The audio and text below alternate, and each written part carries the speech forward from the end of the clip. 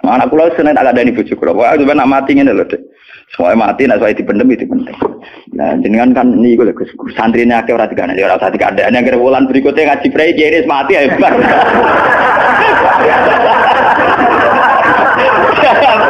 Asline ayo roh dhewe. Lho, kok cucu sing murah mungkin, gak ning situ ya kan. Gampang kok repot. Senengane kok napa? Bismillahirrahmanirrahim.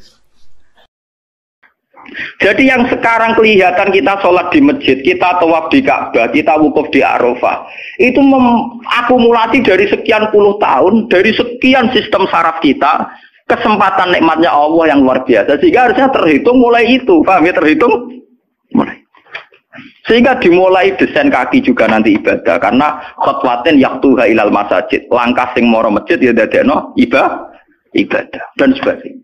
Jika orang-orang sufi itu zaman di rumah ya nyaman ibadah, nanti ketika di masjid dia nyaman ibadah, ketika di Ka'bah dia nyaman ibadah, keluar dari Ka'bah lagi ya ibadah. Orang malah bar haji ibadah enak ya ning Ka'bah, ning Jawa enak kabeh. Lha apa pangerane ganti? Utek kok elek. Apa pangerane apa? Pangeran sing ning Ka'bah mek sing dibidukane padha, paham nggih? Toh? Padha. Jadi nak malah ngono malah membeda-bedakan. Jadi sampai di soal memang kita secara syariat harus ke Mekah haji. Tapi setelah di Mekah ya pangerane Ka'bah ya Allah ning Indonesia nggih napa? Oh, ini sama ibadah sama nyamannya. Cuma memang enggak mungkin secara syariat haji kok ngubungi langgar berdoa niku ora bisa. Ya sudah gitu kan. Engko kenaan panitiane dikomersialno. Utek elek-elek mesti dikomersial. Paham ya? Makanya kata hikam, nikmat tertinggi itu nikmatul ijad. Dengan kita wujud saja. Jadi Adam itu membelenggu. Tidak ada itu dadekno kita ora iso bersak. Tapi dengan kita wujud, kita iso melok nyekseni kekuasaane Allah. Sebab piye bentuke, sebab piye kadare dengan kita wujud melok nyekseni kekuasaane Allah. Dan itu sing disebut walladzina amanu wa amilus sholihat, saterusé ulaika humus siddiqun wasyuhada'u inda rabbihim. Orang-orang sing iman mesti dengan sendirinya jadi syahid, jadi saksi. Makanya Allah kalau ngitung saksi di Quran mulai mata kita, hidung kita, yauma tasyhadu alaihim alsinatuhum wa aydihim wa arjuluhum bima kanu, itu semuanya, mulai lesan, mulai apa semuanya. Mulane kula wujud ki seneng. Piye wae kula wujud Gusti iso nekseni kekuasaane jenengan. Lah sing perkara kan juga gara-gara wujud durakane pangeran. Lha iku mulai perkara. Malah ketika Kanjeng Nabi, kenapa itu hebatnya Rasulullah. Makanya saya yakin bahwa Rasulullah itu juga pengajar ilmu hakikat. Tentu karena Nabi cara ngajarnya tidak melahirkan kesesatan kayak kasusnya Husain Al-Halas dan Siti Jenar. Sebetulnya sederhana. Kenapa Nabi bilang Sayyidul Istighfar itu dunia tidak dimulai dari kata astagfirullah. Sayyidul Istighfar dimulai Rabbi, Allahumma anta Rabbi, la ilaha illa anta khalaqtani. Bukan dimulai dari kata istighfar. Kata Nabi, istighfar terbaik itu lafadznya ini. Allahumma anta rabbi, jenengan pangeran kula. La ilaha illa anta, ora ana pangeran kecuali jenengan. Anta rabbi, jenengan pangeran kula. Kholaqtani. Pokoke piye jenengan kadung gawe kula. Resikone gawe kadang kula nggih maksiat niku. Dadi piye wae madun maksiat, rukin maksiat piye mergo kadung di munggo ora ana ya ora maksiat.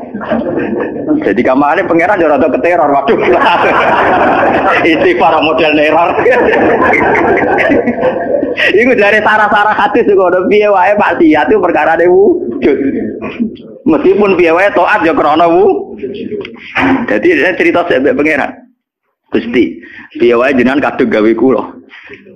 Tapi harus jujur, makanya orang-orang yang pernah maksiat itu harus jujur kados kula, nak niru kados kula. Dia istighfar itu jujur. Malah kula boten seneng, muni astagfirullah kula boten seneng. Itu nanti menjadikan orang itu pesimis dan hubungan dengan Tuhan itu negatif. Kesane kita hanya dosa saja.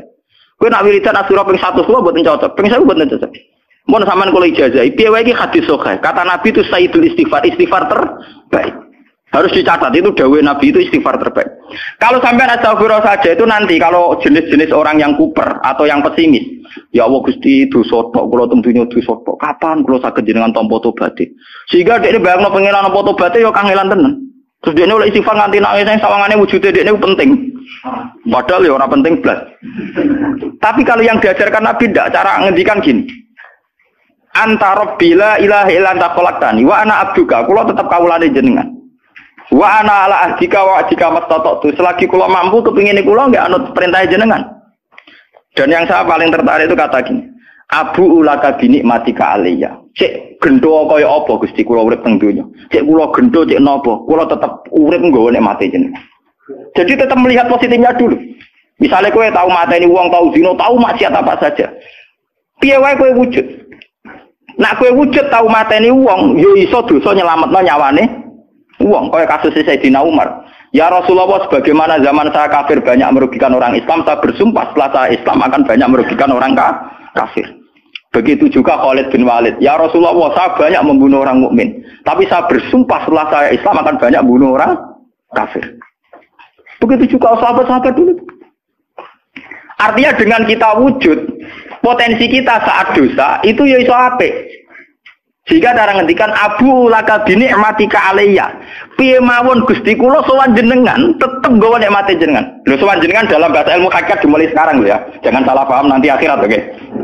Lho imam kan bahasa ilmu hakikat tuh dimulai sekarang juga. Pengiran wujudnya saiki pontene soben goblok paham. Lho sowan pengiran saiki paham nggih. Eling-eling iki bakas ilmu hakikat. Aja medun kelas lho niki wis bakas hakikat. Mudene mursid. Maksudnya ben gede-gedeke tambah kok aras, paham?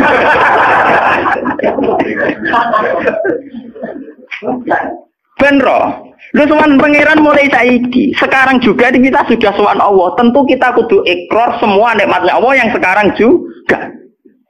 Abu laka binikmatika alayya, piye mawon Gusti kula tetep balik nikmate jenengan.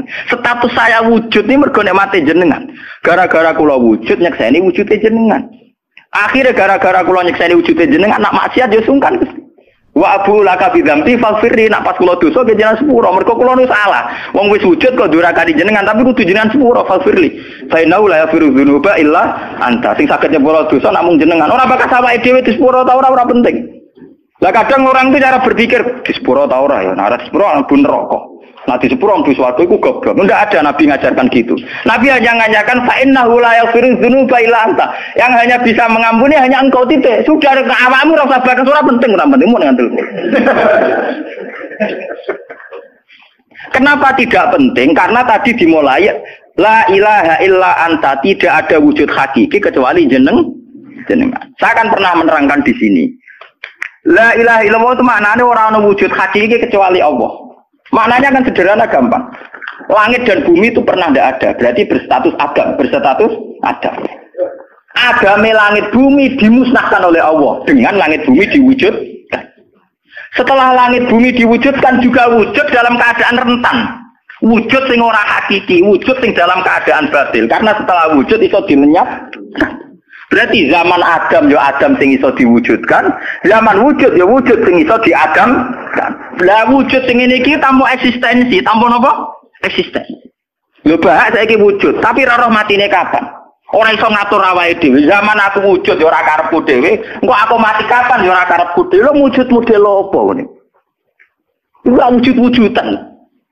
Matun zaman rong wujud ya ora karepe dhewe, berwujud ya ora karepe dhewe, matine kapan ya ora roh, nasibe piye ya ora roh. Lho wujud ora roh awake dhewe iki jenenge wujud-wujud sing rentan. Lah wujud sing rentan disebut wujud imkan. Sing Allah wajibil wujud. Lah nek berhubung kita rentan ya sudah. Nah iku sing dimaksud wong hajat kullu shay'in halikun ila wajh. Hakikate liyane Allah saiki lah wis rusak. Mergo wujud kok ora iso ngurusi awake dhewe, wujud rusak ta wujud tenanan. Wujud sing wong wujud ora iso ngurusi awake dhewe, ora iso ngurusi eksistensine.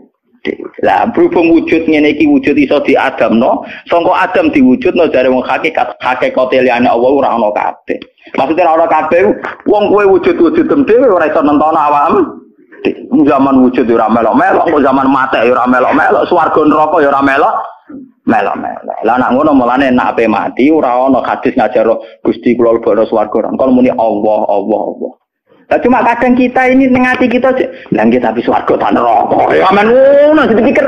Enggak ada ajaran Nabi mangkana akhiru kalamihi Allah dakhalal jannah.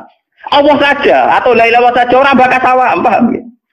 Mulane kula yakin saya nanti mati itu dalam kemegahan. Mergo aku naudzubillah tenan sampai aku mati bakal awak. Anak kula seneng tak kandhani bojo kula. Wah, sampeyan nak mati ngene lho, Dik. Soale mati nek soal dipendem itu penting. Nah, jenengan kan niku lho Gus, santrine akeh ora dikandani, ora usah dikandani. Akhir wulan berikutnya ngaji prei kiris mati hebat.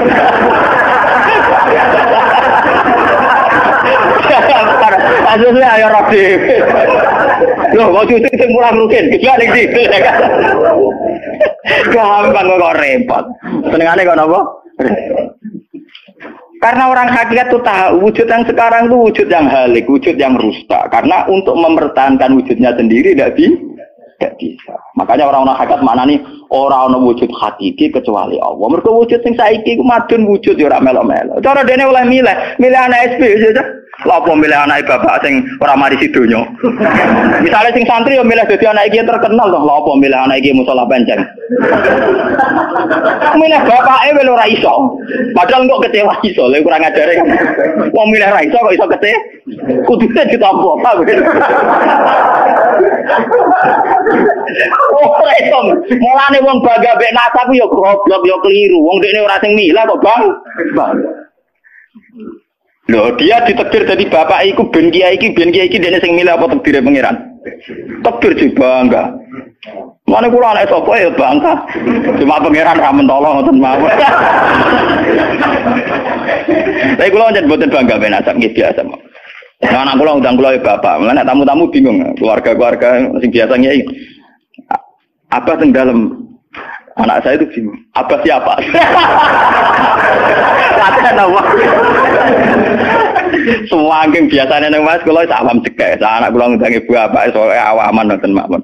Wong wujud ra hakiki ae.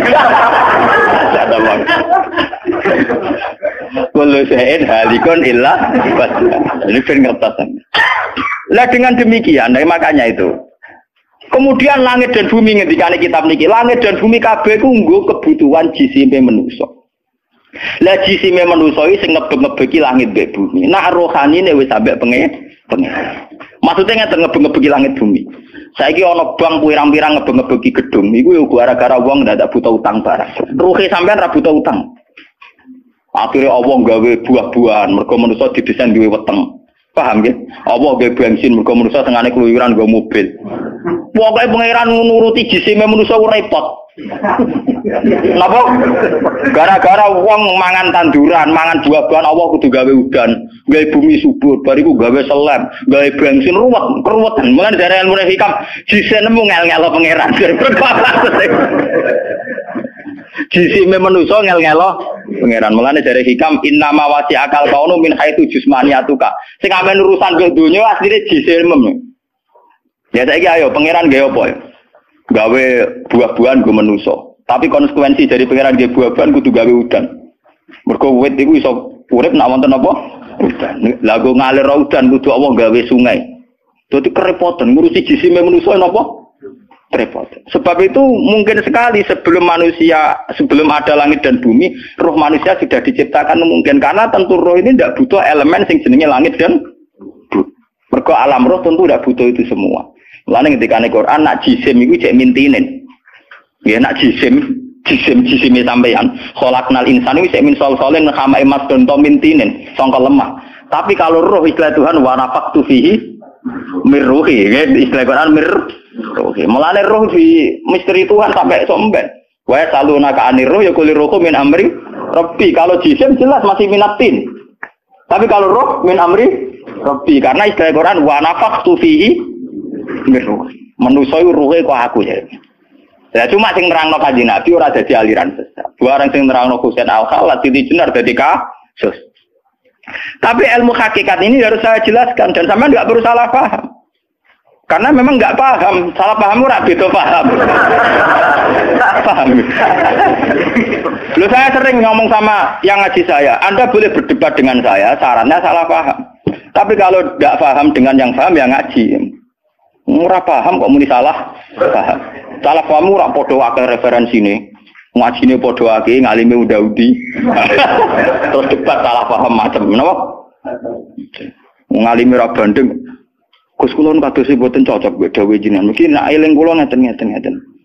Tak takoki lah entuk ilmu ngono sing mbok bantah ilmu sapa iki keng jenengan ya wis lereni. Malah mriki disebut Innama wasi'akal kaunu min haitsu jusmaniyatuka, yang berhubungan dengan alam itu jusmaniyatuka, tapi walam yasaka min haitsu suduturuha niyatika. Alam ini tidak bisa memuat kamu dari segi roh kamu. Dari segi roh. Lho nggih, sampean tak critani, nek kepengin ora pati maksiat teman-teman. Misalnya sing seneng wong wedok ya ora nganti zina, sing seneng nyabu ya ora nganti ngombe, sing seneng mateni wong ya ora usah kekerasan. Alam roh itu mudah sekali taat. Kowe nak seneng cawe wedok, guya-guyu ning kamar wis nikmat. Dadi alam roh selerane sederhana. Pangeran sik pinter gawe wong kok ayune ngono. Ya seneng wis. Di alam jasad kurang ajar, nak ra ngeloni ra lega. Bola-balik separi zina tenan iki alam jasad. Alam roh bojorane gampang, dicatok atu gampang. Wis guyu-guyu kok pengen tadi roh kene bojor dhisik cukup. Mulane dari Kanjeng Nabi, alam roh iku alam sing dicatok ati ku gampang. Mergo dekne robbaniyun, bersifat robbani, ketuhanan. Gampang sekali. Cumari kurang ngajar tuh alam jis. Gampang. Sama tak cerita nih, apa bisnis di Jakarta banding Malaysia. Wadah nak ning kono kuli bangunan. Iku sedurunge untuk duit. Nah alam roh wis seneng. Cita-cita kepengin Malaysia nggo duit akeh, badhe akeh tuku sepeda motor, rabi bunga desa lu seneng. Dadi alam roh gampang syukur. Gue dhewe ora entuk apa-apa wis seneng. Tapi nak alam biasa tuh kurang ajar tenan. Ngono ora entuk duit tenan yo ngrumun tenan. Rabi ora ngeloni tenan yo ora lega tenan. Alam biasa tuh ngel-ngel wong. Paham nggih? Mulane jarene wong kamu alam jasadmu sing rusak kuwi alam napa? Jasad. Lalu kalau alhamdulillah, ulama itu yang waras, itu yang kuat rohaninya, dibanding jasmaninya. Malah kata sekolah ini kumpul tiang jenje, dewan jenje, kalau lo dewan di sana. Lo biasa dalu-dalu teng terminal Solo, mulai rawong macam-macam, mulai wong nakal, wong lagi santai. Ya kalau pikiran sederhana, ini gue cara syariat wong nakal, tapi kalau perlu takut kenapa jenengan gawe niku. Nah, anak jenengan takut, kalau gawe gunanya apa ya bodoh jelas itu. Makanya wiridan paling mati subhanallah maha suci jenengan. Kowe ora usah takok kenapa wong gawe lonte, gawe wong nakal, gawe maling. Lah kok ora takok tengeran kowe napa gawe kowe ora jelas. Fungsine ya ora jelas.